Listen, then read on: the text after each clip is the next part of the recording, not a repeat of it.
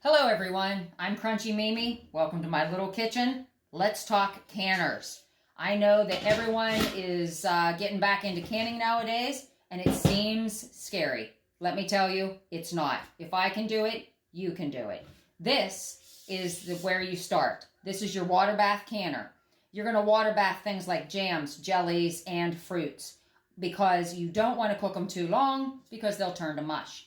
So a water bath canner is just a deep pot, a pot that is going to be deeper than your jar. You want your entire jar submerged so that the whole product in your jar comes to temperature at the same time and it will seal. Mine came with this rack, which is just very easy to put your jars in and then lower your jars into the boiling water.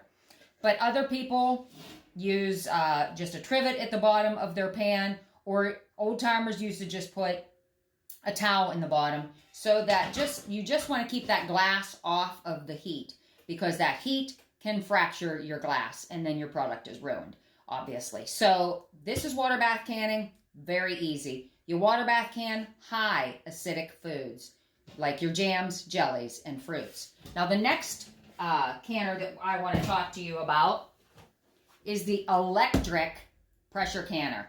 This is my Presto electric canner. Yes, she's got a little dent in her, but she works just fine. I got a big discount for that dent, and I very much enjoyed that. This is pricey. The water bath canner is going to be your cheapest, obviously. It's just a pot. You may already have one at home that'll work. This, you're talking a couple $100, but it does everything for you. There is like no thinking involved. It tells you on the display the next step, and it will beep to remind you. So you don't have to babysit this canner. The only downfall with this canner is it doesn't hold as much as a regular canner that's not electric, one that you have to, put on the stove and heat up.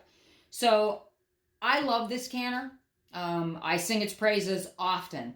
The only problem with this canner is if you're canning for a family, it doesn't hold a lot. It only holds 5 of your quart jars at one time. So for me, that's not a problem. There's only 2 of us in the household now. The kids are grown and on their own.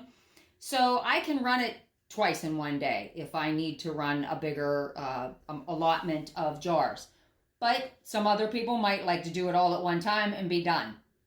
But again, this is amazing. It does all the work for you.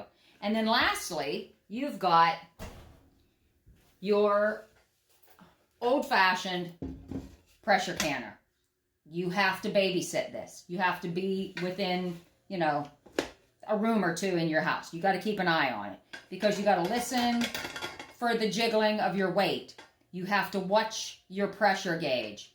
But this Denali is amazing. I just got it yesterday, so I'm very eager to use it. So I've got to find something to can. But it's got a nice rubber seal here so that it seals well. It has some really nice features. It has extra vents so that, nothing scary is going to happen because it will vent itself. It's got a little red light to tell you, when there's an issue.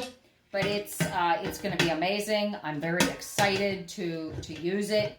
And it's going to hold more jars. So for a bigger family, or if you're just doing a lot of something, it will hold 7 quart jars at a time. And then when it comes to the smaller jars, you can do 2, you can stack them. You can put another trivet in there and stack another whole row of jars. So I will have to tell you how this goes, but I don't want you to be afraid to can. The way the situation is now, with our food system, a lot of people are going back to canning their own food, growing their own food, and I think it's great. Just 2 generations ago, my grandmother canned a lot of food. And then in 2 generations, it's like we completely forgot this art. And it not just for, the zombie apocalypse. You might just want to have some stuff on your shelves for those nights you come home and don't feel like cooking. You're tired from work and you can just grab a jar of soup and pop it open and heat it up and there you go. I mean, I've got soups and stews and you know, pork and beans, and I even have some hard-boiled eggs in a jar. Just anything you could think of, you can pressure can it and have it on your shelf and ready to go.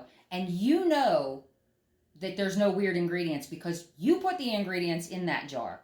So please don't be afraid of canning. Get yourself a book, Google it, or pop me a question.